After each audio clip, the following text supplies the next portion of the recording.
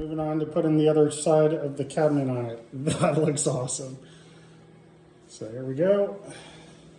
Just make sure you go in and tighten all those screws, or the cams, right? Now's your chance. So there's, one on that little like stick, right? There's a couple of them on that side. There's a couple of them on this other side.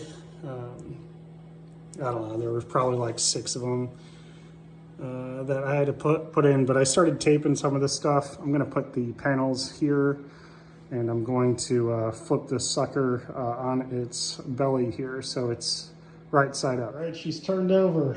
So I put bubble wrap on the bottom just because that's who I am here, I guess. And I'm gonna stick the 2 panels just straight on the cams that are hanging out here. Now that the cabinet's together, I was looking at the lock bar. Now is the time to really protect this thing. I put a lot of electrical tape. You could probably use any tape, but electrical tape seems to be thick enough. Basically, I put tape. This one sort of chipped on the corner. I mean, just lifting it up for the first time. So it definitely is an attention to put some sort of protection on it.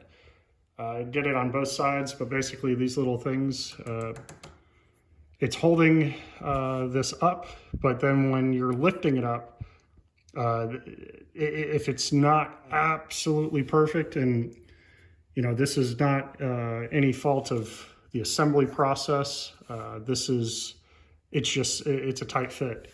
So to close this, like I've got to push both ends down. I noticed in the official tutorial he ends up like slamming it down, so it's supposed to be tight, and that it is.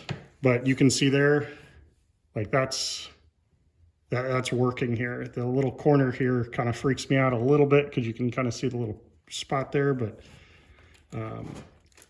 that's that. So adjust the lock bar once you get this on the belly of the bottom of the cabinet, and I'm gonna figure out what I'm gonna do next. All right, so I taped up and I guess mounted the boards from the lockdown LCD bar. You can kind of see I try to make it as neat as possible. And for the back box, or coin door I should say, I've got a little give for the wire to open and close the door. And I'm just taping that sucker down. I'm going to use zip ties throughout the rest of the project. And this is pretty much it. I'm going to have to figure out the LEDs and get that situated with the octo board.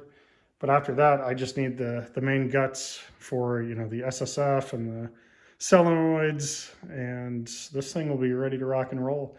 Almost done. So I laid down the bottom panels here, and I wired the wire button here. You can see how this works is the red is this bottom prong here, and the black is the top, or the prong that's all by itself. That's the ground, or the black.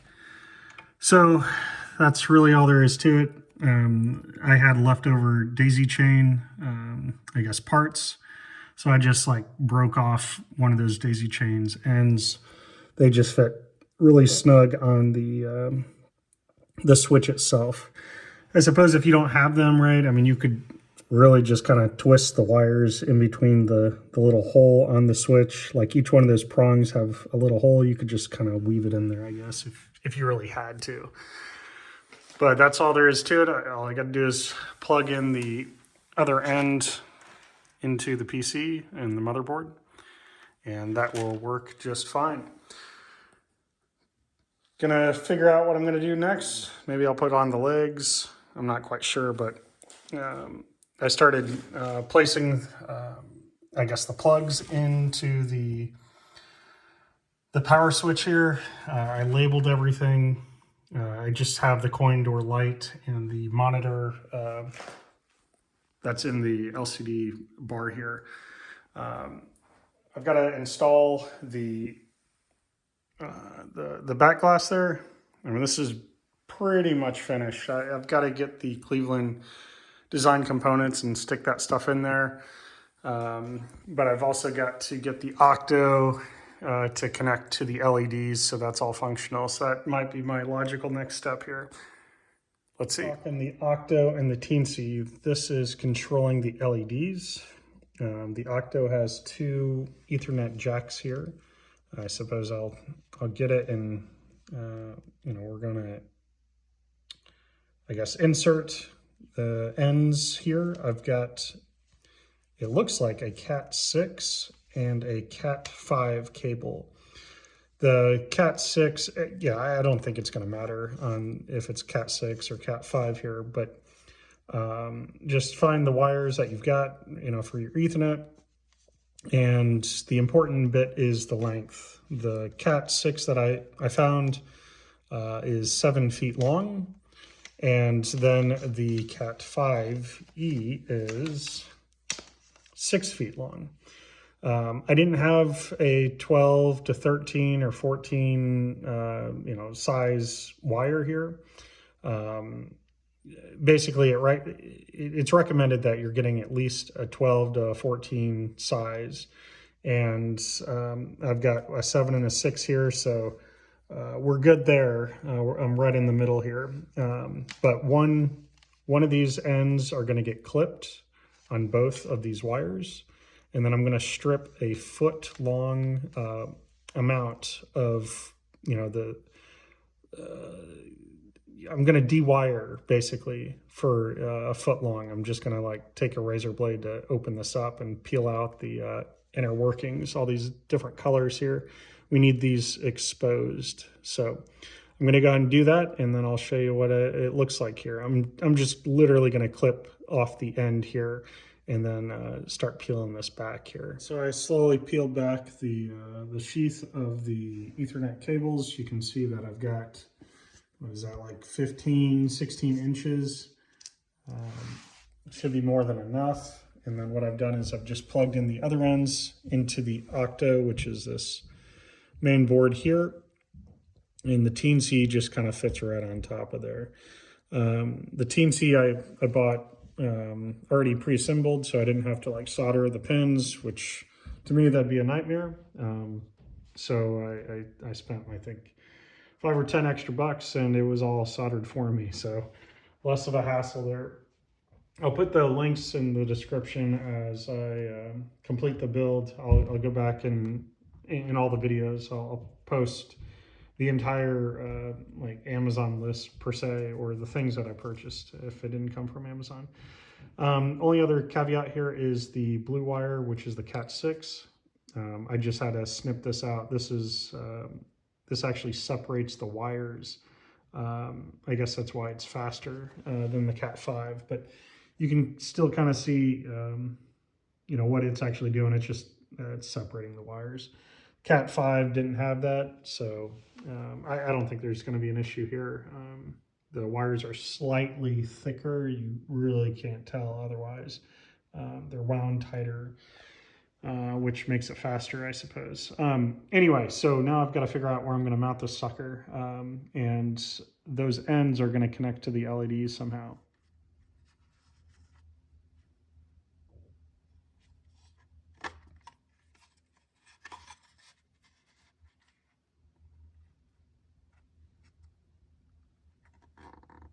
I got a couple things mounted. I also labeled some things. That's the direction of the LEDs going that way. Mounted the octo, and I placed the wires in the direction that they should be going. Basically, I've got to connect one of those Ethernet cables to the LED, I guess, wires that are hanging there. I'm not sure which one yet. And then the others are going to the HD matrix on the other side. I've got the terminals also mounted. We're basically just trying to get things prepared here. I've got to mount the power supply, probably with some Velcro or something. There are some metal nuts underneath there. I just want to differentiate between that and the power supply. And then over on the other side, we've got a mount of the power strip. That cord fits perfectly in that hole there just below. It only fits one way for what it's worth. And I'm not sure what I'm going to do next. I might get this up on its legs and see what we can do from there. Right, so I got the legs on and there's the brackets. These were kind of tricky to get in there just to line it up. I also got a few nuts to put on the ends just out of precaution. You can see there I just added a few nuts. I'm also probably going to put like small nails in the small holes or screws or something just to be extra safe as well. Notice the orientation. The larger part of the plate is facing the top of the cabinet. And then there's one that I couldn't have that facing direction, and that's the buttons itself over here. So if you've got the 4-button configuration for the arrows in the front of the cabinet, this one plate I had to flip upside down so that it wouldn't cover that one button just above that. But I think it's looking pretty sweet. So here's zooming out here. That's pretty awesome.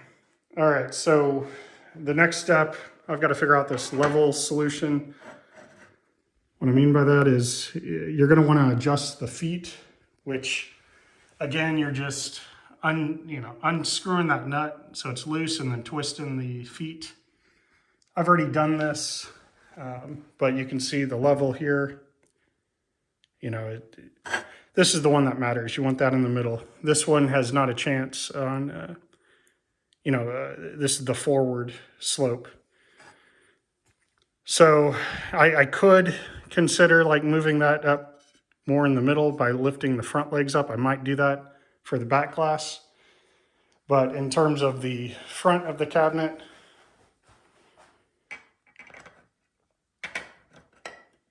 same sort of thing. This is situated.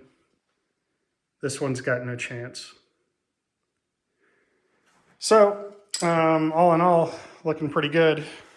All right, so I was getting ready to put the playfield in, and I noticed that this Vesa was on backwards per se, right? These little notches on the sides here, they were facing like this. It was matched up perfect there.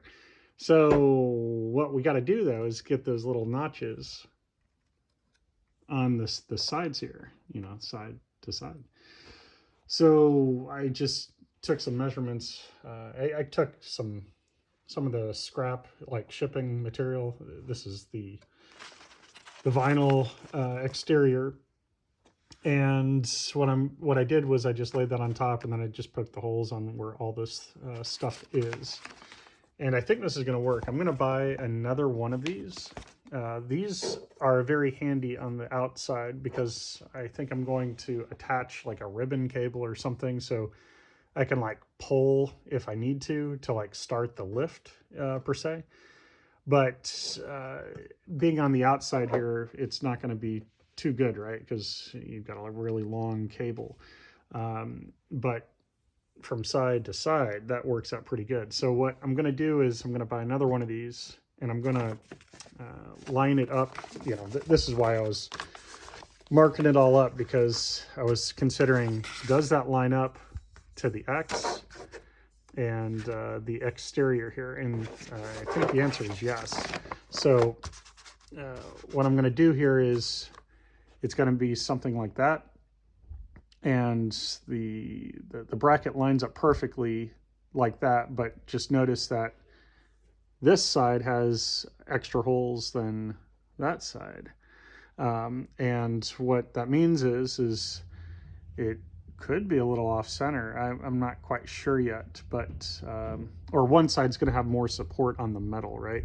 But I'm gonna like, you know, X all those holes. I'm gonna put those there. And then when I line this up to what we got here, if I put the X in the middle so it's center, right? Spacers are your friends when you're doing these mounts, is all I can say. So when we've got the X mount here, I think that could work. And I might even take, you know, the extra, you know, the hole there.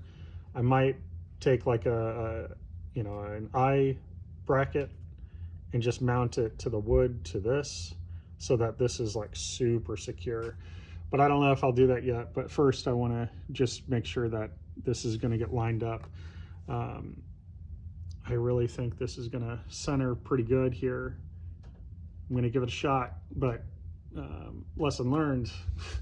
I got that TV mounted just perfect on that bracket, but we got to get this in the cabinet. And I don't know, I might need some corner brackets too, just to hold the support of the corners here maybe. I'm not quite sure yet, but we're gonna try this again, get another VESA mount. So I technically have 3 VESA mounts, one with the cabinet, one with the monitor, and then one that connects the two. I've seen a couple other ways to mount this thing. The VESA mount, you know, is metal, so it's like super secure. So as long as I center this thing, this should work. I might use these as a way to get the corner mounts secure to the cabinet as well. But we'll find out. We gotta, first things first. All right, so I went back to the back box. I've secured it. I've got a total of 4 nuts and wing nuts and screws, or bolts, I guess. I did use 4 washers just out of precaution. Tightens that up a little bit. I did a little cable management here all the way around. I did have to get a HDMI to DisplayPort, which is here, HDMI here, DisplayPort's going into the computer. But this is looking pretty sweet. I've got cable management here. You can kind of see the HD matrix. I got these little holes in it. It's all going to be closed up, so it's going to be dark and such. But I'm going to, you know, once all this gets connected, I've got the wires kind of up in the edge, in the corner, going down. And then the display ports and HDMIs that are coming from the other side of the cabinet, the lockdown bar, has an HDMI to DisplayPort as well, just feeding right through the entryway for where the cords are. And I labeled all of the plugs because there's going to be a lot of them. Hopefully just one more. Once I get the Cleveland kit, the power supply cord will go there. But I think that should be all the cords. We've got the DMD, the back glass, what is this? This is the, what is that? This is, oh, I can't read my own writing here. The coin light. So the coin door has a light on it. That's the coin light. And then, what is this? This is the back box monitor. So this last one is the power supply for the LEDs that I'm going to hook up there in just a moment. I can't really think of anything else. I'll kind of showcase the front of it. It's looking pretty sweet. But there she is. So she's on all 4 legs, and that is looking nice. So what do I want to do next? I'm probably going to do some T-molding here, so you can kind of see here. It's kind of got, it's not as seamless as it would be if it had a T-molding on here. I'm going to transplant some of that. I mean, this other part is, that's for the plex. So that's going to be covered up, but that you'll always see, and you don't necessarily see it from too far.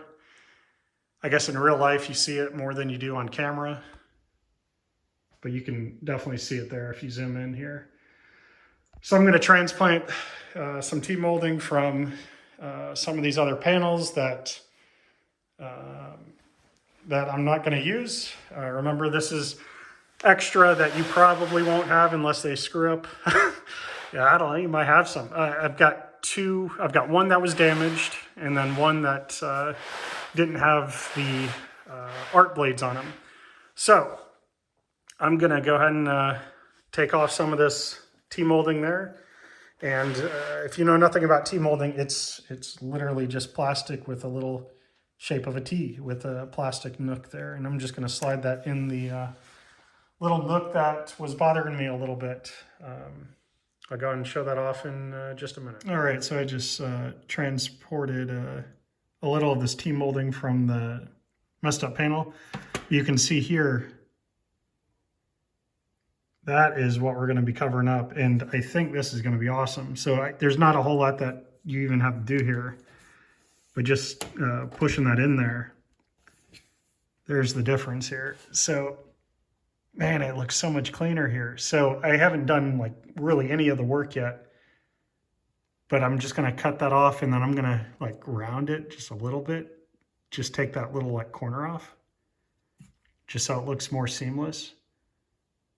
But that is night and day. I can't believe it. That should be part of that. Anyway, I'm gonna go ahead and install that. That T-molding just, just pushes right in there. That turned out awesome. That really should be part of the kit as a whole. For what it's worth, it just looks so much cleaner. You can see, and I just snipped around the edge, so it looks more seamless per se. But that looks like that should have been there all along.